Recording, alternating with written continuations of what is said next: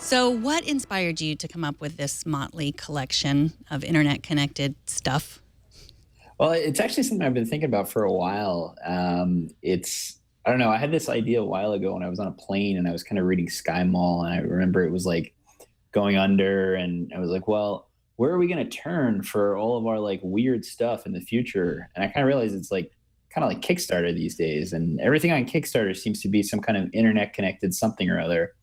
And I kind of started looking at it, I'm like, nobody really needs any of this stuff. I mean, there's a lot of like really good internet connected stuff out there, but like there's some really weird ideas for stuff that I really don't need that kind of information on. So I kind of started looking into it, and I found like there's definitely enough for a story in here. So I've been working on it for a little while. So, instead of Sky Mall in the future, we'll either go to Kickstarter or directly to you.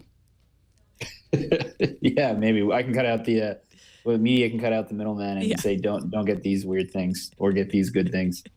So, the one of the biggest ones is the Bluetooth toothbrush. I think that's the thing that everyone says, like, why do we need our toothbrush? I mean, for me, unless it's notifying the tooth fairy when my teeth fall out, it is useless to me. So, you looked at one called Beam. What does it do?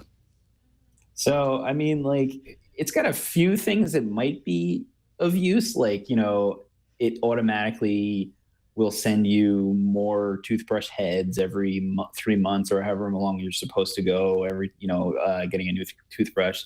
So I can kind of see that, but like, it also acts like basically like a Fitbit for brushing your teeth. And it's like, I don't need that much information about my toothbrushing habits. I feel like I already get enough of that when I go to the dentist that I couldn't possibly deal with that anxiety every day. Well, yeah, it is interesting. I mean, that there's. I just read about something that will notify you if your running shoes have expired, because you're supposed to only run a certain amount of miles or run 3 months with them or something, which I guess is useful. But when it comes down to it, it's really just designed so you buy more stuff, right?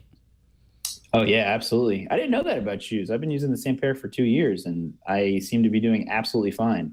Thankfully, I change my toothbrush more often than that, though. Well, I've never seen you walk around, so I can only believe that that's true. But yeah, you're supposed to, if you run a lot, you're supposed to change out your running shoes for your feet and your ankles and such. So just so you know. Uh, So speaking of moving around a lot, you also found a wearable for a horse. Can you tell us about that? yeah, this is from a French company whose name I'll probably butcher, so I'm not even going to try. That basically, again, it's like a Fitbit for your horse, and this seemed to be like a weird thing throughout my research. Is basically putting Fitbit style things and stuff that I really don't need any information on. Like I don't know, even if you're like on a equestrian team or something, like how much information do you actually need while you're riding? It just seems like I can kind of get like like those run tracking apps. Like you want to know where you went, and you could want that on a horse. But I don't know why you would need a horse specific one, or need to know like exactly how many miles an hour your horse was going if you're just a casual horse rider. And then like how many casual horse riders are there that are like really big into like buying internet connected devices? It seems like a very small market.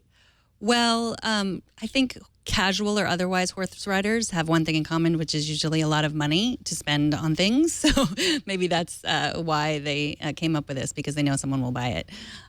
So here's an interesting other one that you talked about, the Defender pepper spray, internet connected pepper spray. I think this sounds useful. It takes a photo of the assailant when you use it and calls the police. What's this one called?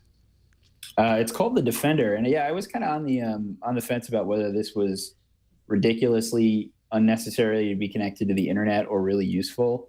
I feel like you could be in a situation where having a camera and being able to go like, look, this is the guy there, this is the person that was attacking me, could be really great to have like evidence.